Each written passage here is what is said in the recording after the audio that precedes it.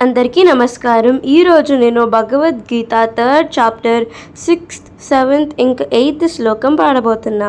కర్మేంద్రియాణి సంయమ్య య ఆస్తే మనసా స్మరాన్ ఇంద్రియార్థాన్ విమూఢాత్మా మిథ్యాచార స ఉచ్యతే.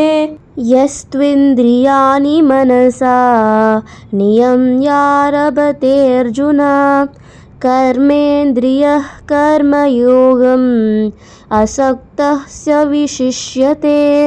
నియతం కురు కర్మ త్వం కర్మ జ్యాయో హ్యకర్మణః శరీరయాత్రాపి చ తే న ప్రసిద్ధైద్య కర్మణః.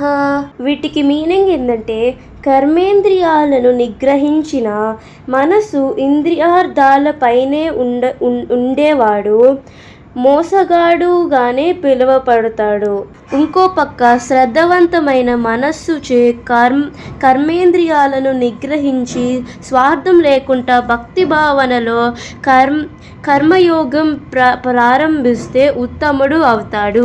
నీకు చెప్పబడిన కర్మలు చేయవలసిందే, ఎందుకంటే ఆ విధంగా చేయడం కర్మను చేయకుండా పోవడం కంటే ఉత్తమం అయినది. కర్మ లేకుండా మనిషి తన దేహం కూడా పోషించలేడు అని కృష్ణుడు అర్జునుడితో చెప్పారు. హరే కృష్ణ కృష్ణ కృష్ణ హరే హరే, హరే రామ రామ రామ హరే హరే.